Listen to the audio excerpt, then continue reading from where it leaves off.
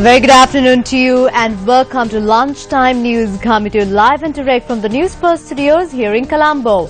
I'm Bernadine Jazz Singha. Now let's take a look at headlines.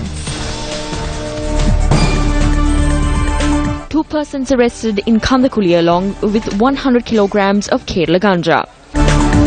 Sri Lanka Railways trade unions call for cancellation of cabinet decision to allow the Ministry of Transport to take over lands owned by the Department of Railways. 4 dead and 7 injured following blast near mass Eid prayer congregation in Bangladesh.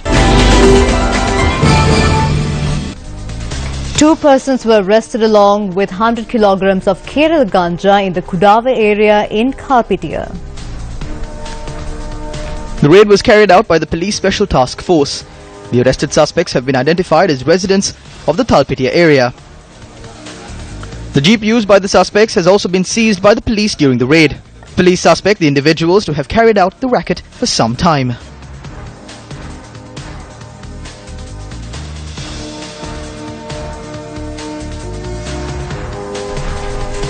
JVP parliamentarian Bima Ratnayaka took part in a seminar held in Puja Pitya yesterday. The seminar was part of the JVP's program titled Debt Burden, Tax Burden and the Collapsing Economy. Views were expressed on the former and current governor of the central bank. Why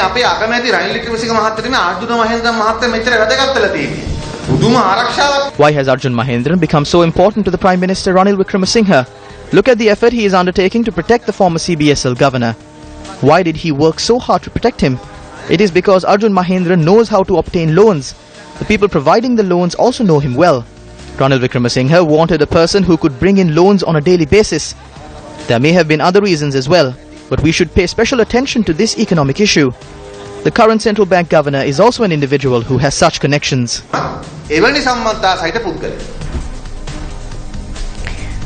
Media spokesperson of the National Freedom Front or NFF, Mohammad Muzammil, has been remanded once again till the 13th of this month. He was remanded once again after he was produced before the force magistrate. Lanka Jayaratna Muzammil was arrested by the police FCID in connection to the alleged defrauding of 6.2 million rupees from the State Engineering Corporation. Moving on to another local news, operators working at unprotected railway crossings are on strike since this morning. The strike action has been launched by the operators, citing that several of their demands including a wage increase have not been met. General Secretary of the Railway Crossing Operators Association, Nimal Chandrasiri, said that 2,061 operators working at 687 unprotected railway crossings have joined the strike action.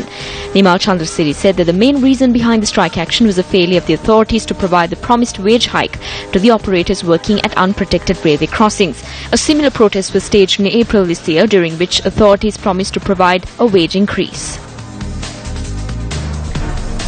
The Joint Trade Union Alliance of Sri Lanka Railways has called for the immediate cancellation of the cabinet decision to allow the Ministry of Transport to take over lands owned by the Department of Railways. Co-convener of the Joint Trade Union Alliance, SP Vithanage, said this decision had resulted in their lands being misused. He further said the President and the Premier have also been requested to change the decision. When Newsfirst made an inquiry in this regard from the Secretary to the Ministry of Transport, Nihal Somavira, he said that the President's Investigation Commission had already commenced an investigation into an incident on the misuse of land owned by the Department of Railways. He went on to say that once the involvement of the present General Manager of Railways was established in the incident, steps were taken to temporarily hand over the land in question to the Ministry of Transport upon a request made by the Commission. 1,853 Sri Lanka Transport Board employees have applied for voluntary retirement so far. Chairman of the SLTB, Ramal Sirivartana, said that the deadline to apply for voluntary retirement has been extended to the 31st of this month from the 30th of last month. The chairman further said those employees who are not drivers, conductors or those who do not belong to the mechanical cadre can apply for early retirement schemes. He further said that those who retire voluntarily will be compensated.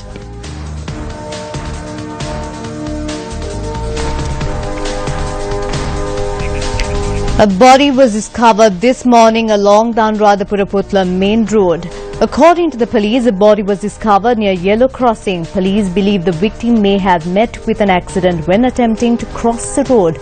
The deceased has been identified as a 37-year-old resident of the Yaya 17 area. The driver and the vehicle connected to the death are yet to be identified.